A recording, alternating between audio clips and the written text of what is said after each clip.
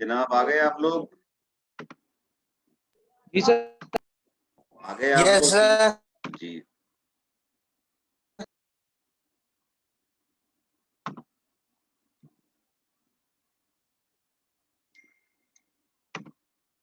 अच्छा, ब्रेक से पहले हम बात कर रहे थे सल्फर डाइऑक्साइड की। कोई भी फ्यूल ऐसा नहीं है कि जिसके अंदर सल्फर ना हो, चाहे वो गैसीय फ्यूल हो, कोल हो, लकड़ी हो, हर चीज जो है उसके अंदर थोड़ी बहुत सल्फर जरूर होती है। जैसे कि मैंने आपको बताया था पिछली क्लास में कि सल्फर फर्नेस ऑयल जो है बॉटम की प्रोडक्ट होता है, तो क्रूड में जितना सल्फर होता है सारा कंसंट्रेट होकर उसमें आ जाता है, और फ्यूल ऑयल जो होता है उसमें सल्फर की परसेंटेज 3.5% तक होती है, जो कि पावर प्लांट्स के अंदर इस्तेमाल किया जाता है। अब सिंपल सी क्या बात है, सल्फर जलेगी, सल्फर डाइऑक्साइड बन जाती है। सल्फर डाइऑक्साइड जब ऑक्सीजन से कंबाइन होती है सल्फर ट्राइऑक्साइड बन जाती है। सल्फर ट्राइऑक्साइड जब वाटर से कंबाइन होती है तो ये सल्फ्यूरिक एसिड और प्लस ऑक्सीजन बना देती है। सल्फ्यूरिक एसिड ये गैसियस फॉर्म में होता है, जब पानी से मिलता है तो ये ऊपर जाके एनवायरनमेंट के अंदर और फिर ये एसिड रेन करता है। अच्छा, इसकी कोई बाउंड्रीज नहीं होती हैं, यानी इंडिया की एसिड रेन पाकिस्तान आ सकती है, पाकिस्तान की एसिड रेन इंडिया जा सकती है, अफगानिस्तान जा सकती है कि उस इलाके के अंदर है, या ईरान जा सकती है। इसका क्या नुकसान होता है कि जो आपकी बारिशों से जो आपकी क्रॉप्स होती हैं ना एसिड रेन से, वो होती हैं तबाह हो जाती हैं या उनकी ईल्ड कम हो जाती है। फिर आपने नोट किया होगा कि कराची के अंदर या किसी भी शहर के अंदर जब बारिश होती है तो बारिश के बाद बिल्डिंगों के कलर आपने देखे होंगे कि फेड हो जाते हैं या उड़ जाते हैं। एक तो पानी की वजह होती है कि हमारे कलर क्वालिटी के नहीं होते, जो हमारा जिस तरह कलर करना चाहिए घरों पे, बिल्डिंगों पे, वो नहीं होता।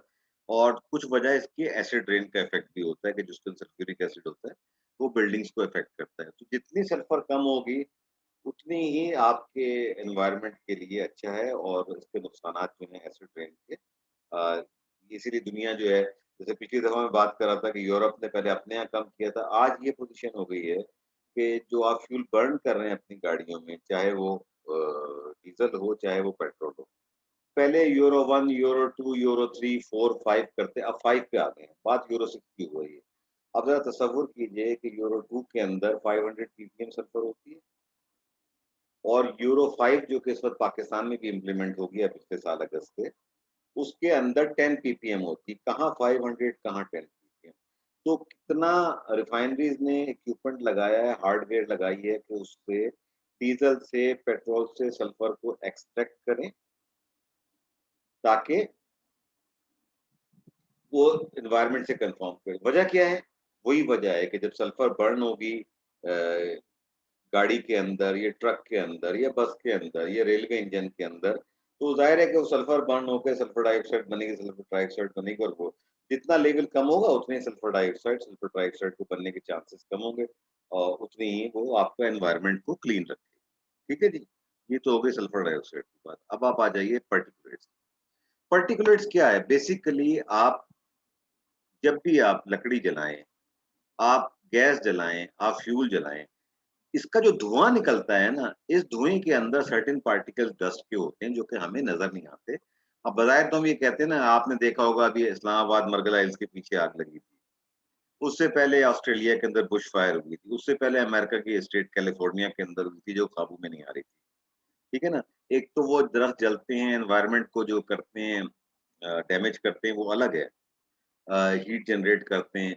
वो जो डस्ट और धुआं उड़ रहा होता है ना, उसके अंदर सर्टेन पार्टिकल्स होते हैं स्मोक के। वो उसमें, जैसे पिछली दफा मैं आपसे बात कर रहा था कि अल्लाह ताला का एक निज़ाम है। अल्लाह ताला का एक निज़ाम है कि उसने आपको डिफेंस मैकेनिज़्म बनाया हुआ है।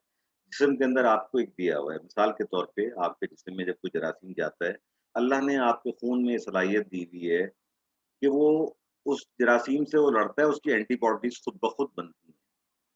जब आपका जिस्म का मदाफ़ती निज़ाम या आपका डिफेंस मैकेनिज़्म कमज़ोर होता है, फिर आपको एंटीबायोटिक्स लेनी पड़ती हैं, चीज़ें होती हैं। इसकी आप इस तरह मिसाल समझ लीजिए कि वो लोग जो ट्रांसप्लांट पे जाते हैं, अल्लाह ना करे किसी का किडनी ट्रांसप्लांट हो या लीवर ट्रांसप्लांट हो या हार्ट ट्रांसप्लांट हो, उनका मसला ये होता है, उनकी सर्वाइवल में जो खतरा आता है, वो इसी बात का आता है कि जब कोई फॉरेन एलिमेंट जो कि उनके जिस्म का हिस्सा नहीं है, उनके जिस्म में डाला जाता है। हालाँकि किडनी को इतना चेक करके डालते हैं, टिश्यू मैच और ये और वो ब्लड ग्रुप सब कुछ करके डालते हैं। स्टिल बॉडी उसको रिजेक्ट करती है, एक्सेप्ट नहीं करती। तो वो क्या करते हैं, डॉक्टर्स क्या करते हैं कि आपका ओवरऑल बॉडी रेजिस्टेंस कम करते हैं, ताकि आपका जिस्म उस चीज़ को कबूल कर ले, फिर रफ्ता-रफ्ता आपका डिफेंस मैकेनिज़्म बिल्ड करते हैं। तो ये कुदरती तौर पे आपके जिस्म के अंदर अल्लाह ने एक सलाहियत दी हुई है, आप उसको कर रहे होते हैं।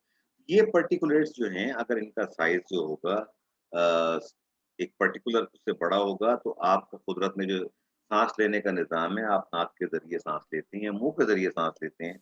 दोनों सूरतों में ये आपके अंदर जो जाते हैं, आपके गले में चीज़ जमा हो जाती है, नाक में जमा हो जाती है।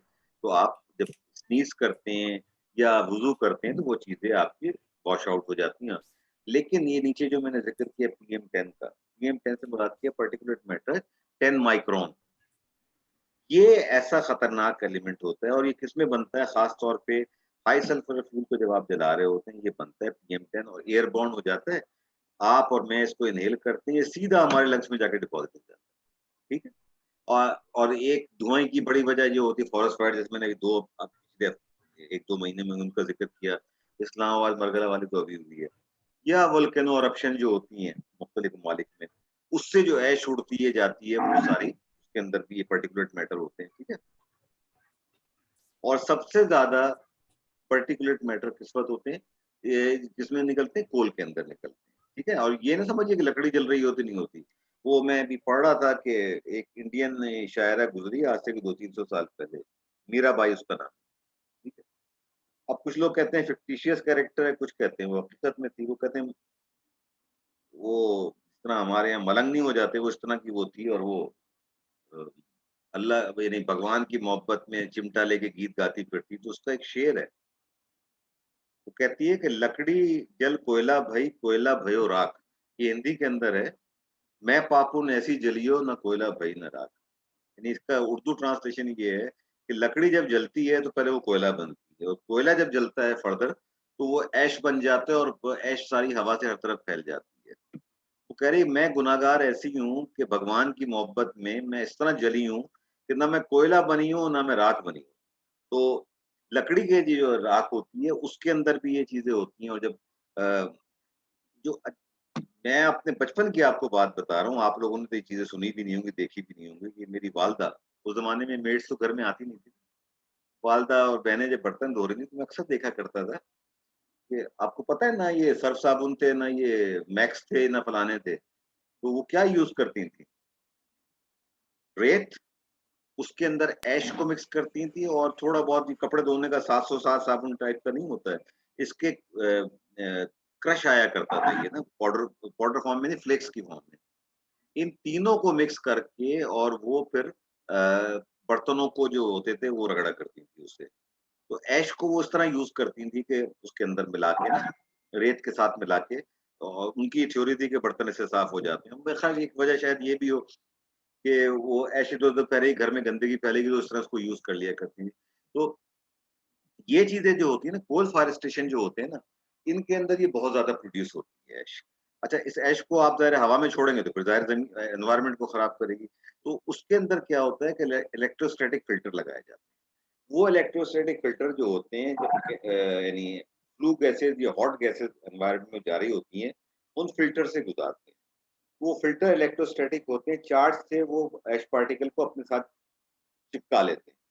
जब वो अच्छी खासी क्वांटिटी में हो जाते हैं, उन फ़िल्टर्स के अंदर एक वाइब्रेशन मैकेनिज़्म दिया हुआ होता है। उनको वाइब्रेट करते हैं तो पूरी ऐश जमा हो जाती है और ऐश को जो है फ़िल किया जाता है। सीमेंट प्लांट के अंदर जो कोल यूज़ होता है, जो कोल बेस्ड बॉयलर होते हैं, उनकी सारी की सारी ऐश को क्या करते हैं रॉ मटेरियल में ले जाके मिला देते हैं क्योंकि इस ऐश के अंदर मिनरल्स भी होते हैं, इसके अंदर और चीज़ें भी होती हैं, तो उसको रिसाइकिल करने के लिए व्हाट दे डू कि लाइमस्टोन जो जा रहा है ना क्रश होने के लिए, क्रश होके जब वो आता है, तो साथ-साथ उसके अंदर ऐश जा रही होती है, कवर्ड एक कन्वेयर बेल्ट होती है, उससे वो जाती है, वो उसको मिला देते हैं, उनकी यील्ड बढ़ जाती है। ऐश को कहीं ज़ाया भी नहीं करना पड़ता और वो सीमेंट के अंदर डाल के उसको कंज़्यूम कर लेते हैं। सबसे ज़्यादा खतरनाक चीज़ जो है ये पार्टिकुलेट्स हैं आपकी हेल्थ के लिए। ह्यूमन हेल्थ के लिए सबसे ज़्यादा खतरनाक चीज़ ऐश है या पार्टिकुलेट मैटर कह लें, आप इसको धुआँ कह लें, धुएँ के अंदर जो बारीक पार्टिकल कह लें, जो भी कह लें। तो इसीलिए एनवायरमेंटल स्टैंडर्ड कोई भी दुनिया का उठा के देख लें, आपको पीएम10 के ऊपर बड़ी तवज्जो दी जाती है। फ्यूल यानी गाड़ी की यहाँ तो खैर नहीं होता, वहाँ तो हाईवे पे रोक के गाड़ी के इमिशन उनके पास पोर्टेबल इक्विपमेंट होते हैं और वो चेक करके बता देते हैं जनाब आपकी गाड़ी का ये मसला है, ये चीज़ ज़्यादा फेंक रही है। तो अब आप कोई लेटर दे देगा कि ये अगले 4 हफ्ते में 6 हफ्ते में आप इस चीज़ को सही करा लें अपनी गाड़ी की। तो ठीक है? अब आ जाइए ग्रीन हाउस इफ़ेक्ट, ठीक है ना? ग्रीन हाउस इफ़ेक्ट क्या होता है? ये आप मुझे बताएँगे, चलें मैं इससे पहले कि मैं आपको बताऊँ, आप मुझे बताइए कि आपके ज़हन में ग्रीन हाउस का कॉन्सेप्ट क्या है? भाई कोई बोल ही नहीं रहा है, मैं क्या करूँ, कहाँ जाऊँ? चलिए मैं नाम लेके सवाल करता हूँ। पहला नाम आया, अरशद असरार का नाम आया है जी मेरे पास। जी अरशद साहब, ग्रीन हाउस इफ़ेक्ट क्या होता है? अरशद? अरशद नहीं है। एहसन? एहसन? सर जी ग्रीन हाउस इफ़ेक्ट क्या होता है यार? तुम एचईसी के स्टूडेंट हो, तुम्हें पता होना चाहिए। इफेक्ट ये होता है जो हमारी सनरेज आ रही होती है ना सर, इसमें कुछ जमीन पे लग के जो रिफ्लेक्ट बैक होती है, जिसकी वजह से एटमॉस्फेयर में जो है ना हमारे हीट बढ़ जाता है। इसको हम ग्रीन हाउस इफेक्ट कहते हैं। और इसको कम करने के लिए हम ये घरों पे जो है ना ग्रीन कलर के जो हम शेड होते हैं, फेंस जो होते हैं, वो लगाते हैं, जो इसकी जो है ना इसके टेम्परेचर को कम करता है और वो उसको वापस रिफ्लेक्ट बैक करता है, अपने अंदर एब्जॉर्ब करता है। जो नीचे बैठे होते हैं उनको जो है ना इतना टेम्परेचर फील नहीं होता है सर। अच्छा, जी सर। ग्रीन हाउस इफ़ेक्ट कहते क्यों हैं? जी Amjad? Sir green house basically effect green इसको हाउस इफेक्ट जो है ना एक कहते नेचुरल प्रोसेस हैं। है। अल्लाह ताला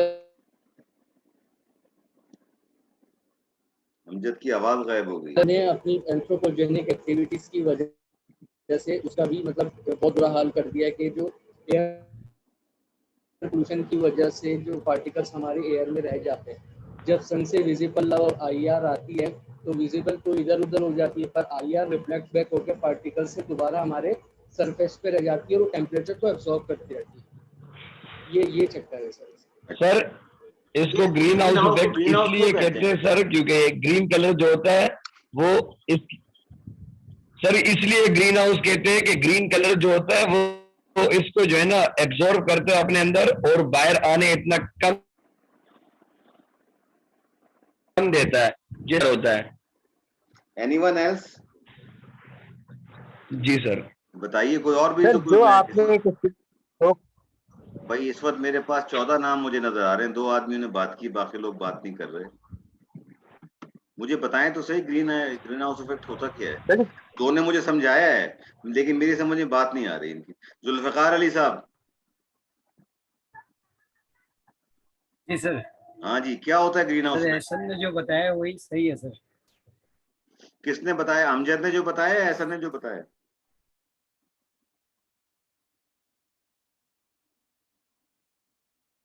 क्यों भाई नहीं नहीं, बताओ? एहसन ने जो बताया था सर। अच्छा, एहसन ने जो बताया है।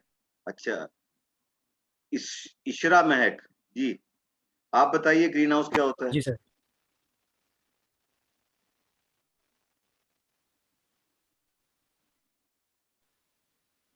माहम, आप बताइए?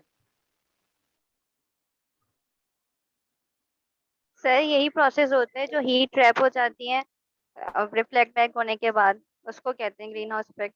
अच्छा, नोमान साहब? सर हसान कुरैशी सर एक चीज जी हेलो बताइए हसन साहब। सर ग्रीन हाउस इसको इसलिए कहा जाता है कि अक्सर नर्सरीज में या जो प्लांटेशन वगैरह करते हैं उसमें हम देखते हैं कि कुछ पौधे इस तरह के होते हैं जिनको ग्रो करने के लिए हीट ज्यादा चाहिए होती है, जैसे ट्रॉपिकल रेन फॉरेस्ट के जो पौधे होते हैं, तो उन पौधों को ग्रो करने के लिए जो है वो यूजुअली ग्रीन कलर का नेट लगाया जाता है उसके ऊपर, या आप कह देंगे फाइबर ग्लास से पहले इस तरह का बनता था, तो वो हीट ट्रैप करता है और उसके अंदर जो है ना वो एक मैक्सिमम टेम्परेचर मेंटेन करता है जो उन पौधों को ग्रो करने के लिए मदद देता है। तो एग्जैक्टली, इसी फिनोमेना को ये एक लार्जर बिल्कुल आपने सही बात की हसन, यही मैं सुनना चाह रहा था। ग्रीन हाउस जो बनाए जाते हैं, जैसे उन्होंने बताया कि बाज़ पौधे ऐसे होते हैं, हम तो कर लेते हैं ना यहाँ पे, हमारे यहाँ 2 तरह की सब्जियाँ होती हैं, एक सर्दी की होती है, एक गर्मी की होती हैं, ठीक है ना? अगर आप सर्दियों में गर्मियों की सब्जियाँ पैदा करना चाहते हैं, तो उसके लिए आपको वो एनवायरनमेंट क्रिएट करना पड़ेगा जो कि गर्मी के सब मौसम उसको दे सके। तो उसके लिए जैसे कि उन्होंने बताया कि आप एक बॉडी बना के फाइबर की या कुछ की उसको कर देते हैं और वहाँ सर्टेन टेम्परेचर वही ह्यूमिडिटी मेंटेन करते हैं, जो कि उस पौधे को या उस सब्जी को चाहिए होती है। और उसके अंदर वो पौधा ग्रो करता है। ये ग्रीन हाउस का लफ्ज़ वहाँ से आया है कि जिस तरह आप हीट को इंट्रैप कर लेते हैं, उन पौधों की ग्रोथ के लिए टेम्परेचर देते हैं, जो ह्यूमिडिटी चाहिए होती है वो देते हैं, पौधा बड़ा हो जाता है। अब यहाँ पे ग्रीन हाउस का लफ्ज़ क्यों लेके आए? इसलिए नहीं लेके आए कि ग्रीन कलर रिफ्लेक्ट करता है या कुछ करता है, मुझे इतनी मालूमात नहीं है उसके मुतालिक। लेकिन बात यही है कि सूरज की जब रोशनी आती है ना, उसमें इंफ्रारेड रेज़ होती हैं, जैसे कि अभी शायद अमजद कह रहे थे ना। अच्छा, नॉर्मल प्रोसेस क्या था? साइंस ये और कहती इसमें है ये कि भी दुनिया तो में है कि ये एक नेचुरल प्रोसेस है, और अगर ये प्रोसेस को हम जो है डिस्टर्ब करते जी, चले जी, जा रहे हैं, जी हाँ। तो अगर मसला अल्लाह ये ताला ये हमें निज़ाम नहीं मसला देते ये तो है कि हम नॉर्मल हमेशा के लिए हालात आइस एज में में रहते। जब ये दुनिया खल्क हुई, कायनात खल्क हुई, ये दुनिया में 2 थ्योरी है ना कायनात के खल्क होने की। एक तो ये कि परवरदिगार आलम ने कुन कहा, दुनिया बन गई, ठीक है ना? और ये भी है कि 6 दिन के अंदर दुनिया को अल्लाह ने खल्क किया। यही है ना, जो हम कलाम पाक में पढ़ते हैं। लेकिन साइंसदान कहते हैं कि जी ऐसी कोई बात नहीं है, एक बिग बैंग थ्योरी हुई, उससे दुनिया खल्क हो गई। अच्छा, लाइफ कैसे आई ज़िंदगी के अंदर, मतलब अर्थ के ऊपर लाइफ कैसे आई? तो उसके लिए थ्योरी यही दी जाती है कि इंफ्रारेड्स जो आके पड़ती थीं, वो समंदर के अंदर जाती थी, हीट एब्ज़ॉर्ब होती थी, समुद्री मैकेनिज़्म जो हैं, जो डार्विन की थ्योरी है, वो कन्वर्ट हुए और उससे इसमें कन्वर्ट हुए, उससे इसमें कन्वर्ट हुए और होते वो फिर वो एप के ऊपर गए और पता नहीं कितने मिलियन साल के अंदर जो है और वो इंसान की शक्ल के अंदर आ गए। ये एक थ्योरी है। ये जहाँ पे जो बात हो रही है ना कि पहले नॉर्मल हालात में जबकि आपकी इंडस्ट्रियल रेवोल्यूशन नहीं हुआ था, इंडस्ट्रियलाइज़ेशन ग्लोबल लेवल के ऊपर नहीं हुई थी, उस वक़्त आपके एनवायरनमेंट के अंदर ओज़ोन की लेयर थी।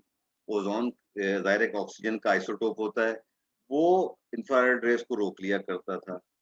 आपने ऐसी गैसेज़ एनवायरनमेंट में छोड़ी जिन्होंने ओज़ोन लेयर को डैमेज कर दिया, ओज़ोन लेयर के अंदर सर्टेन होल्स हो गए, उससे डायरेक्ट इंफ्रारेड रेज़ आपके पास ज़मीन पे आनी शुरू हो गई, एक बात। दूसरी बात ये है कि जो आपने कार्बन से जो कार्बन डाइऑक्साइड और मीथेन जो आपने एनवायरनमेंट में फेंकी हैं वो जाती हैं। मीथेन 2 तरीके से जाती है, एक समंदर का पानी जब एवापोरेट होता है तो क्लोरीन भी जाती है और मीथेन जो इधर-उधर से निकलती है वो जाके एक उन्होंने एक ब्लैंकेट बना लिया है। जिस तरीके से ग्रीन हाउस के अंदर हम प्रोटेक्ट कर लेते हैं ना, पौधे को बड़ा करने के लिए हीट को इंट्रैप कर लेते हैं, अब उन्होंने दुनिया के अंदर हीट को इंट्रैप कर दिया है। तो इसीलिए वो उससे सिनोलॉजी करके ना कि इन्होंने ये लफ्ज़ ग्रीन हाउस का इसमें ले आए, ग्रीन हाउस इफ़ेक्ट हो रहा है, ग्रीन हाउस इफ़ेक्ट दुनिया के साथ हो रहा है, कि आपने आर्टिफ़िशियल एक कमरा बना के जिसके अंदर आप अपने पौधे को बड़ा कर रहे हैं, इस तरीके से दुनिया के अंदर कार्बन डाइऑक्साइड, मीथेन और जो क्लोरीन और दूसरी जो आपकी गैसेज़ हैं, उन्होंने एक ब्लैंकेट बना दी है। वो ब्लैंकेट जो है, हीट जो आ रही है उसको कुछ ज़मीन में आती थी, कुछ ज़मीन रिफ्लेक्ट किया करती थी। अब ये हो रहा है कि वो जो हीट आ रही है, वो वापस नहीं जा रही है, जिस तरीके से उसको जाना चाहिए। तो उससे क्या हो रहा है कि आपके ग्लोबल टेम्परेचर रेज़ हो रहे हैं। ग्लोबल टेम्परेचर रेज़ से मुराद ये है कि जब ग्लोबल टेम्परेचर बढ़ता चला जाएगा, तो उससे क्या होगा कि आपके जो ग्लेशियर हैं, वो मेल्ट होंगे। आगे मैं आपको दिखाऊँगा कि ग्लेशियर पहले क्या थे। अगर इसके ऊपर अगर आप कुछ देखना चाहें ना, तो एल गोर की एक डॉक्यूमेंट्री है। एल गोर अमेरिका का वाइस प्रेज़िडेंट था बिल क्लिंटन के साथ। जब बिल क्लिंटन का टाइम खत्म हुआ, उसने सदारती इलेक्शन लड़ा। चूँकि वो एनवायरमेंटल फ्रेंडली था और बहुत सा वो कहता था कि एनवायरनमेंट पे काम करना ज़्यादा ज़रूरी है, बनिस्बत इसके जो आप पता नहीं कौन-कौन से सैयारों पे अपनी भेज रहे हो, इतने बिलियंस ऑफ डॉलर खर्च कर रहे हो, हमें अपने एनवायरनमेंट को प्रोटेक्ट करना ज़रूरी है। तो उसको वो इलेक्शन आज भी दुनिया मानती है कि उसको वो इलेक्शन हरवाया गया था, वो हारा नहीं था इलेक्शन, उस बेचारे को हरवाया गया था वो इलेक्शन। तो वो उसकी एक डॉक्यूमेंट्री है, आप अगर जाके नेट पे सर्च करेंगे, शायद नेटफ्लिक्स पे भी पड़ी हो, कभी मौका लगे तो वो देखिएगा कि उसमें उसने किस तरीके से एक्सप्लेन किया है इन तमाम चीज़ों को। वो अलास्का भी गया, तो नॉर्थ पोल भी गया, दुनिया में गया, कहाँ-कहाँ, आज से कितने साल पहले क्या था, अब क्या है और वो यही बातें करता है कि भाई अपने आप को बचा लो, वरना फ्लोरिडा डूब जाएगा। मॉरिशस डूब जाएगा, मालदीव डूब जाएगा। क्योंकि होता क्या है, जब ग्लेशियर मेल्ट होंगे तो पानी आके क्या आएगा, अल्टीमेटली वो पानी समंदरों में जाएगा ना। जब समंदर में जाएगा, समंदर का लेवल बढ़ेगा। अगर एक आइलैंड समंदर से 5 फीट ऊपर है, तो समंदर का लेवल बढ़ता चला जाएगा, तो एक दिन ये होगा वो आइलैंड पानी के नीचे आ जाएगा। तो बर्बादी हो जाएगी। तो ये एक ग्रीन हाउस इफेक्ट है कि कार्बन डाइऑक्साइड, सल्फर का इसमें इतना रोल नहीं है। मीथेन और क्लोरीन ये तीनों मिलके हमारे एनवायरनमेंट के ऊपर एक ब्लैंकेट इन्होंने बना दी है। वो जो आती थी रेज़, वापस जाने की क्वांटिटी कम हो गई है। अच्छा, ये यूनिट में ये क्लियर हो गई है जनाब? जितने आप दरख्त काटेंगे, जी सर, जी सर। जितने आप दरख्त काटेंगे, मैंने पिछली लेक्चर में आपसे बात की थी कि एक बालिग दरख्त जो है, जो 3 से 5 साल पुराना होता है, 10 अगर आप दरख्त लगा लें तो 1 टन कार्बन डाइऑक्साइड को वो कन्वर्ट कर देता है। कार्बन अपने अंदर ले लेता है, ऑक्सीजन को हवा में वापस कर देता है। तो जितने आप दरख्त ज़्यादा लगाएँगे, उतनी ही कार्बन डाइऑक्साइड आपकी बजाय ऊपर जाने के यहीं पे कंज़्यूम होती चली जाएगी। कार्बन दरख्त एब्ज़ॉर्ब कर लेते हैं। ये सिकंदर साहब,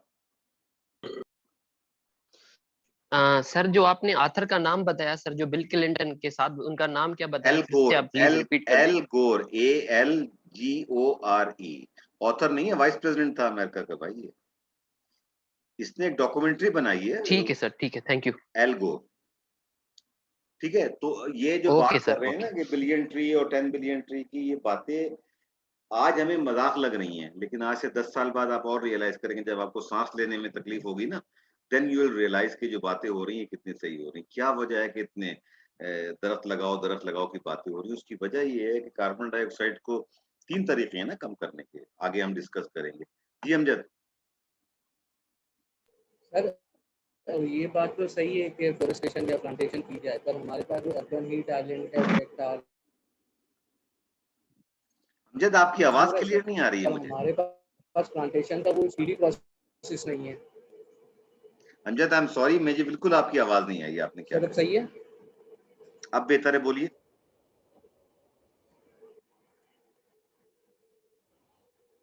अच्छा सर, मैं ये कह रहा था, ये तो बात सही है कि प्लांटेशन और फोरेस्टेशन होनी चाहिए, पर हमारे पास जो अर्बन हीट आइलैंड का इम्पैक्ट है, वो कंक्रीट स्ट्रक्चर्स की वजह से, जो कि दिन ब दिन और ज़्यादा इंक्रीज हो रहा है। तो सर अर्बन एरियाज के लिए तो मतलब हम लोग कुछ नहीं कर रहे हैं फिलहाल। ये है कि नहीं, अर्बन फॉरेस्ट छोटी छोटी जगहों पे चले, वो भी अच्छी बात है, पर एक प्रॉपर स्पेस भी देना चाहिए ना इस चीज़ को। देखें, बात ये है कि अर्बन एरिया में दरख्त लगाने में पाबंदी है क्या? मुझे बताया ना, कोई कानून आपको रोक रहा है कि आप दरख्त नहीं लगाओगे? सर लोग ये कहते हैं कि जगह जगह जगह तो सर हमारे साथ यही तो बात है, आपकी टाउन प्लानिंग के अंदर आप कंक्रीट स्ट्रक्चर दुनिया ले के रहा है किसी शहर में चले जाएं, आपको सेंट्रल पार्क के नाम से एक पार्क मिलता है शहर के बीच में, जो कि एकड़ों में फैला हुआ होता है, जिसमें दरख्त होते हैं, जॉगिंग ट्रैक होते हैं, साइकिल ट्रैक होते हैं। क्यों बनाए जाते हैं ये अर्बन प्लानिंग के अंदर? अगर आप कंक्रीट का जंगल कर दोगे तो ये चीज तो होगी ना। आप अगर छोटे-छोटे पौधे रखोगे तो वो काम नहीं करेगा ना। एक गमले के अंदर पौधा रख के आप समझोगे आपने एनवायरनमेंट की खिदमत कर दी, तो वो तो नहीं होगी ना। लेकिन जो लॉजिक ऑफ साइंस है उसको तो आप डिनाई नहीं कर सकते ना, कि एक बालेग दरख्त जो है पॉइंट 100 केजी जो है ऑक्सीजन, सॉरी, कार्बन डाइऑक्साइड को कंज्यूम कर लेता है। 10 अगर होंगे तो 1 टन कार्बन डाइऑक्साइड को गायब कर देगा वो। तो ये साइंस ने प्रूफ कर दिया ना इस चीज़ को। आप जितने दरख्त काटोगे, जितने आप कम करोगे जंगलात को। देखिए, बात ये है कि मैं यहाँ पे बैठा हूँ ना, कराची के अंदर है ना, अगर आप नूरियाबाद के ऊपर एक प्लांटेशन कर दें, नूरियाबाद तक जाते वक़्त कितनी जगह खाली पड़ी हुई है। अगर आप वहाँ पे एकड़ों के अंदर आप लगा दें दरख्त, जो कि बाद में जो पुराने होंगे, हुकूमत के काम आएँगे, उनकी आप लकड़ी को इस्तेमाल कर सकते हैं। तो वो उसके लिए कोई रोक तो नहीं रहा, अगर हम करना चाहें तो हमें कौन रोक रहा है? अच्छा, ये जो बात हो रही थी ना ग्रीन हाउस का, जो दरख्त लगाना जी? इतना मुश्किल नहीं है सर। दरख्त ये जो लगाना मैं मुश्किल ग्रीन नहीं है हाउस सर, की मैं उसको आपसे बात कर रहा सर्वाइव था कि करना, ये कवर। दोनों का प्रिंसिपल अलग-अलग होता है, लेकिन हमने इस पे अप्लाई कर दिया है, सिमिलैरिटी कहीं-कहीं आती है। तो ग्रीन हाउस जो है ये लाइफ के लिए ना, नेचुरल ग्रीन हाउस के इफेक्ट जो है ना, इसको हमें करना पड़ेगा।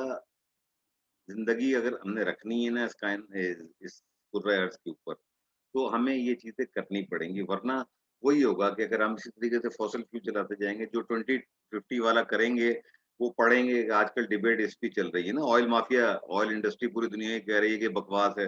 मैंने आपको बताया था कि अभी एक आईएए की रिपोर्ट आई जो कहती है कि जी बाय 2050 30 साल के अंदर 100 मिलियन बैरल से ऑयल की डिमांड जो है 20 मिलियन बैरल पे आ जाएगी। बिजली की इलेक्ट्रिक व्हीकल बढ़ जाएँगी, ये हो जाएगा, ये हो जाएगा, तो ईवी का काम बढ़ जाएगा। उनकी सारी चीज़ें जो हैं वो होती चली जाएँगी, हम डिपेंड करेंगे और लॉज़ चेंज हो रहे हैं पूरी दुनिया में। अभी मैं पढ़ रहा था कैलिफ़ोर्निया में एक लॉ प्रपोज़ हुआ है। उनके यहाँ तो मतलब प्रोविंशियल पार्लियामेंट अलग होती है, फेडरल अलग होती है ना उनकी जो कांग्रेस और सेनेट होती है।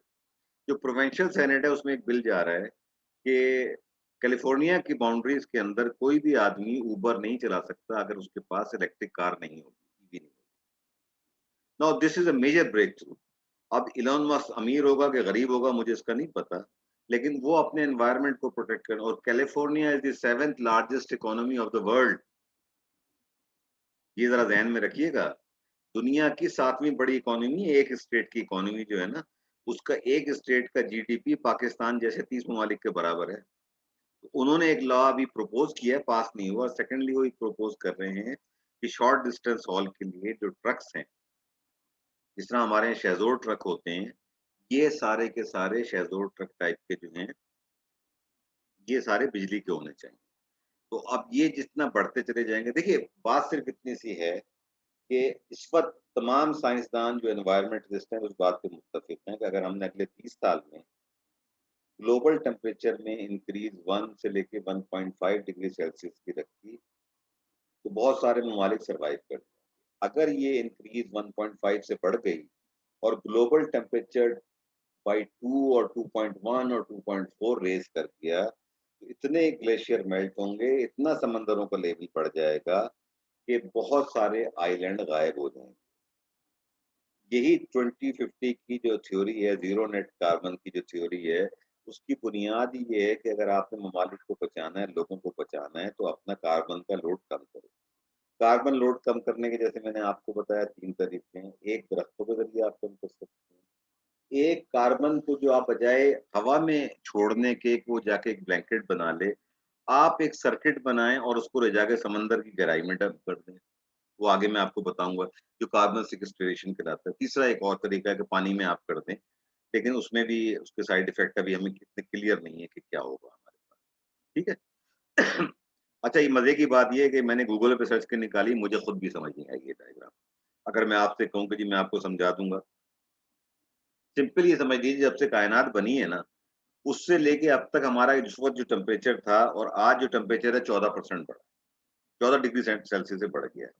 अब थर्मल रेडिएशन जो वापस जा रही थी ना, ये ग्रीन हाउस इफ़ेक्ट की वजह से थर्मल रेडिएशन जितनी हवा में जानी चाहिए, दोबारा अपर क्रस्ट के अंदर जानी चाहिए, जो स्ट्रैटा हमारा अपर का ऊपर का कहलाता है, उसमें जानी चाहिए, वो नहीं जा रही हैं और हमारी हीट जो है, इसी हीट और एनर्जी इसी एनवायरनमेंट के अंदर है, वो रोक रही है, तो ग्लोबल टेम्परेचर को बढ़ा रही है। मैं जो समझाऊँ इस तस्वीर से ये समझाऊँ, मैंने नकल मारी थी इसकी, लेकिन मैं ना मुझे यूनिट की समझ आई है कि यूनिट कौन-सा है इसके अंदर, रेडिएशन का क्या यूनिट यूज़ किया, ये डब्ल्यू जी ऑफ सर, आप सही कह रहे हैं। जी? एहसन आप कुछ कह रहे हैं? आपने अच्छे डिफाइन किया सर। एहसन जी आप सर, कुछ ये जो अभी जी सर, मेरी आवाज़ आ रही है सर? जी, आ रही है, बिल्कुल आ रही है। अच्छा सर, अभी जो ये आप बात कर रहे हैं कि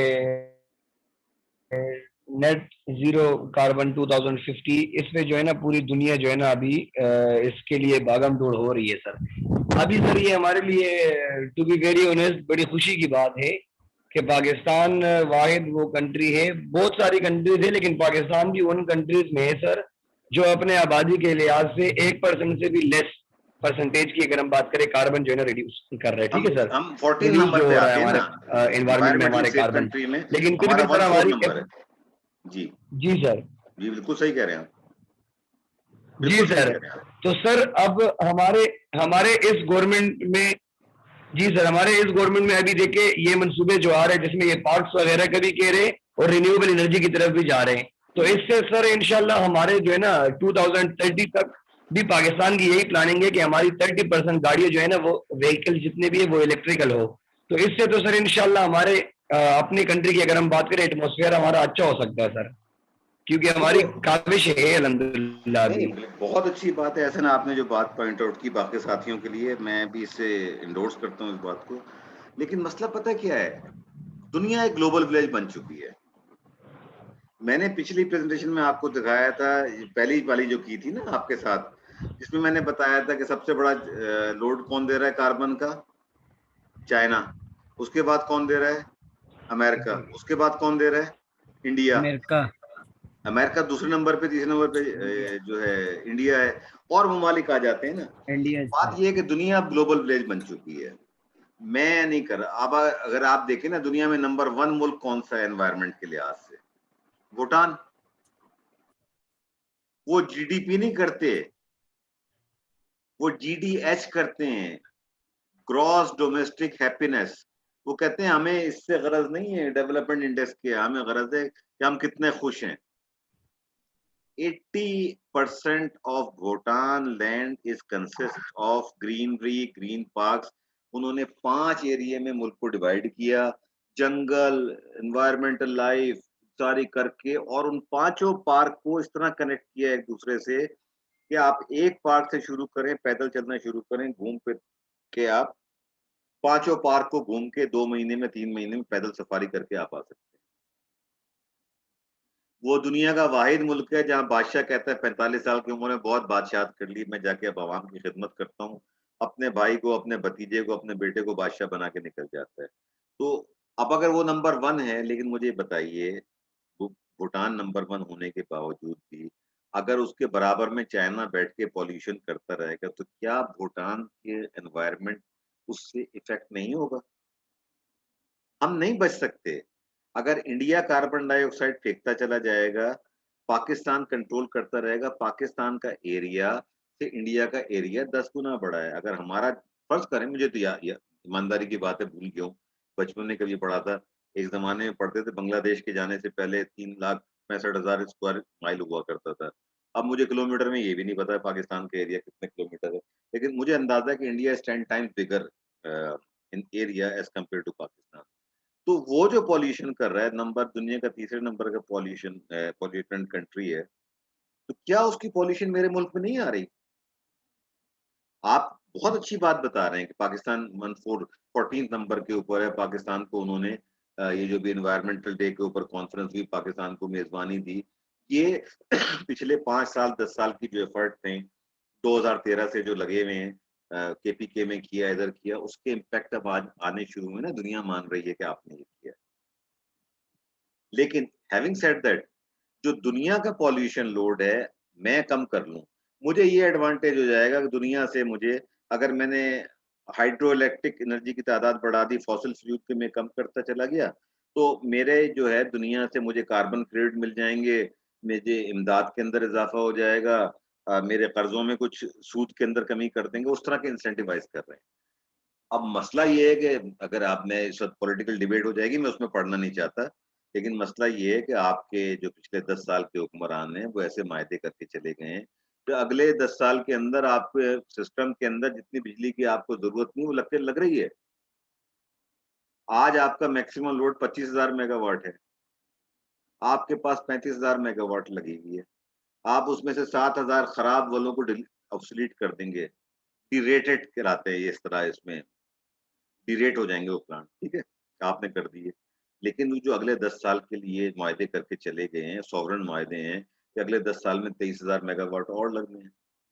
तो अब आपके पास क्या होगा? 35 में से 7 निकला, कितनी बची? क्यों भाई? 28। 28 में 23,000 ऐड हो गई, कितनी हो गई आपके पास बिजली? 51,000 मेगावाट। 51। कंजम्पशन आज आपकी है, आज आपकी पीक लोड, जून का पीक लोड जो होता है 24-25,000 मेगावाट होता है। चलें 1000 मेगावाट साल की बढ़ जाएगी, 2000 मेगावाट बढ़ जाएगी, तो बाय द 2030 आपकी डिमांड जो होगी वो होगी 35,000 मेगावाट। आप लेके बैठे होंगे 51,000 मेगावाट। तो 16,000 मेगावाट के प्लांट लगे हुए होंगे, वो नहीं चल रहे होंगे। उनको, जिसको हम सर्कुलर डेट कहते हैं, उनको हम कैपेसिटी पेमेंट दे रहे होंगे कि जी आप ना चलें, आपने पैसा लगाया, 18% डॉलर बेस रिटर्न आप उनको दिए चले जाएंगे। उसका कर्जा जो है मैं और आप अपने बिल के अंदर उसको अदा करते रहेंगे। देखिए, नेल्सन मंडेला से किसी ने सवाल किया, सॉरी मैं अपने टॉपिक से डिविएट कर रहा हूँ, लेकिन ये बातें भी मुझे आपसे करनी ज़रूरी है, कल के फ्यूचर लीडर्स आप लोग हैं। नेल्सन मंडेला से किसी ने सवाल किया कि सर, पॉलिटिशियन और लीडर में क्या फ़र्क है? आपको पता है उसने क्या जवाब दिया था? उसने कहा पॉलिटिशियन अगले इलेक्शन की सोचता है, लीडर अगली जनरेशन की सोचता है। ये फ़र्क होता है लीडरशिप में और पॉलिटिशियन में। हमारे यहाँ गाँव देहात को गैस दे दो ताकि वोट मिल सकें। ये सोचे समझे बगैर कि क्या हमारी जो पाइप गैस हम घरों में जला रहे हैं 25-30% एनवायरनमेंट के हवाले से आप छोड़िए, आपका एक नेचुरल रिसोर्स है, जिसको कि आप वैल्यू एड प्रोडक्ट में कन्वर्ट नहीं कर रहे हैं, आप एलएनजी इंपोर्ट करके और अपने घरों में 25% गैस चला रहे हैं। Is it advisable as a nation? Confucius से किसी ने सवाल किया था, चाइनीज फिलोसफर जो गुजरा है, उसको लोग बहुत सारे लोग उसको पूजा भी करते हैं, पैगंबर भी मानते हैं। उससे किसी ने सवाल किया कि प्लानिंग कैसे की जाए? अब उसका जवाब सुन लीजिए, उसके बाद मेरा टाइम खत्म हो रहा है, फिर मैं आपको 20 मिनट का ब्रेक दूँगा, मैं भी नमाज़ पढ़ूँगा, आप भी पढ़िएगा। तो उससे सवाल किया कैसे करें? उसने कहा अगर 1 साल की प्लानिंग करनी है ना, तो फसलों पे तवज्जो दो। 10 साल की प्लानिंग करनी है, दरख्त लगाओ। 100 साल की प्लानिंग करनी है, अपने बच्चों को पढ़ाओ। ये कब कहा है उसने? वो हज़रत ईसा अलैहिस्सलाम से पहले गुज़रा है, 200-250 साल पहले उनसे। उसकी विज़डम देखें कि वो उस वक़्त कह रहा है कि अगर आपने अपने 100 साल की प्लानिंग करनी है, तो अपने बच्चों को पढ़ाओ, ठीक है? यही वजह है कि मैं आप लोगों को पढ़ाने के लिए आया हूँ, क्योंकि आप मेरे बच्चे हैं, कि आपको पढ़ाने की कोशिश कर रहा हूँ कि कुछ सिखा सकूँ आपको। जो कुछ मुझे आता है मैं ट्रांसफ़र कर दूँ। क्योंकि आप एक प्याला हैं, मेरा काम है देना, उस प्याले में जो जितना लेगा वो उतना ही आगे बढ़ेगा। मेरी क्लास में कोई फ़ेल नहीं होता, ये तो आपको पता है ना, मेरा एक उसूल है। ज़िंदगी का एक उसूल है, जिस लेवल पे आप लोग जी हैं, सर। जिस लेवल पे आप लोग हैं, अगर मैं इस लेवल पे आपको फ़ेल करूँ तो मुझसे बड़ा अहमक और जाहिल कोई नहीं होगा। ठीक है ना? आप नौकरियाँ करते हुए पैसे खर्च करके अपने आप को क्वालिटी एनहांस करने की कोशिश कर रहे हैं, जो टीचर फेल करते हैं, I feel sorry for them कि वो मतलब इस तरीके से सोचते हैं, करते हैं। आप में से मैंने हर आदमी को मेंटली 60 मार्क्स दिए हुए हैं। अब उसके बाद आगे जो जितनी मेहनत करेगा, वो उतने नंबर ले लेगा। सिर्फ एहसन को 2 नंबर का फ़ायदा है, एहसन के 62 नंबर हैं बिकॉज़ ऑफ द सीआर। आप में से कोई और वॉलंटियर करता तो मैं उसको दे देता। जैसे फुरकान भाई पिछली दफ़ा जब थैंक थे यू आप सर। पे सीआर, मैंने उनको 2 नंबर एक्स्ट्रा दिए and he became number 1 although Wasim was number 1, लेकिन फुरकान भाई को जब मैंने 2 नंबर दिए तो वो नंबर 1 हो गए। 2 नंबर एक्स्ट्रा दिए मैंने because he made an effort, अपना अपना टाइम लगाया क्लास के ऊपर। ठीक है भाई, मैं यहाँ रोक रहा हूँ। इसके बाद 20 मिनट के बाद आऊँगा। अभी मेरी घड़ी में हो रहे हैं 8:27। तो लेट्स मेक इट 8:50 पे मैं आऊँगा, लास्ट सेशन हम खत्म करेंगे। उसके बाद आप भी आराम कीजिएगा, मैं भी आराम करूँगा। आज 4 पीएचडी स्टूडेंट आए हुए थे, उन्होंने मुझे मेंटली एग्ज़ॉस्ट कर दिया है। पता नहीं कैसे लोगों को आप पीएचडी करा रहे हैं इस यूनिवर्सिटी के अंदर। वो आके उन्होंने मेरा भेजा खाली कर दिया है।